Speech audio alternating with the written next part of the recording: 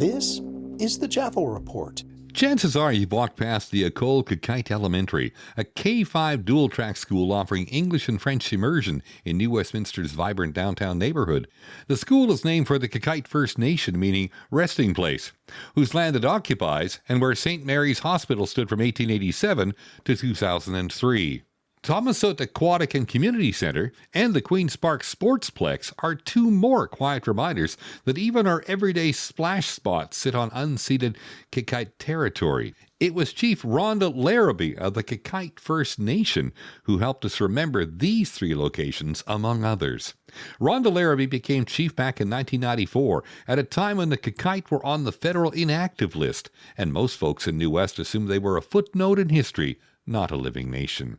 As reported in the National Film Board documentary A Tribe of One, Rhonda grew up somewhat disconnected from her own roots. Her mother had been orphaned, assumed she was the last of her people, married outside the community, and raised kids in a different world altogether. It's the kind of story that sounds like a script, except it's real, and it's also the backbone of the modern Qayqayt Resurgance. Rhonda dove into records, re-established the band, and basically said, "We're here still, and we're not going away." Today, the Qayqayt are recognized as the New Westminster Indian band by all levels of government, but as reported in local histories, they're also one of the smallest First Nations in Canada and still landless in the classic sense. No formal reserve, just a long overdue acknowledgement of their presence here. Their story is both tragic and hopeful.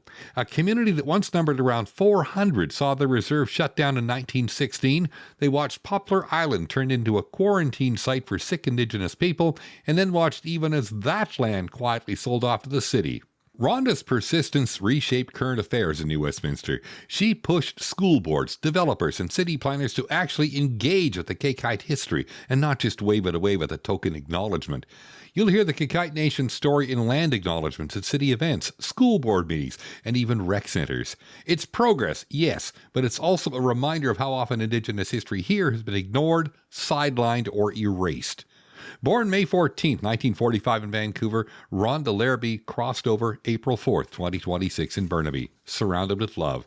Her recent passing felt deeply across the Lower Mainland, with tributes pouring in from governments, school districts, and community groups, not just because she was a leader, but because she was one of the ones that kept the Qayqayt story alive while others tried to treat it as ancient history. At her celebration of life, people spoke about her quiet determination, her refusal to accept invisibility for her nation, and how she forced the city to look in the mirror and ask, who are we really on the land of? Her impact lives on in policies, in education, and in a way that a whole generation of New West kids now grow up knowing whose territory that they're on.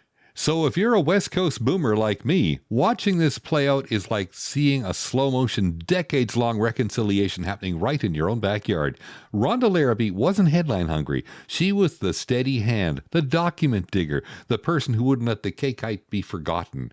As reported in local education materials, that's the kind of stubborn care that recalibrates how future generations think about land, history, and justice. I appreciate you taking 5 minutes with this boomer settler. If you enjoyed it, please like, subscribe, and check out my merch coming soon. Who am I, you ask? Just another friendly observer. Call me JAFO.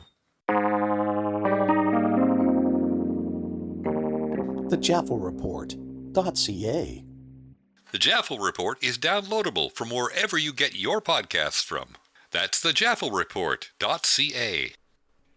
Life can be overwhelming, and sometimes we all need a moment to recharge. I initially discovered guided meditation back in my 40s, but neglected it until my heart attack in my 60s. Eventually, I started recording my own guided meditations, and now I'd like to share them with the public. Whether you prefer a simple, soothing voice or a rich experience by adding music with ambient sounds, I've got you covered.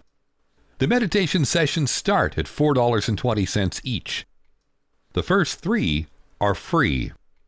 Visit 420guidedmeditation.ca. That's the number 420guidedmeditation.ca. And start your journey to inner calm. Your path to peace is just a click away.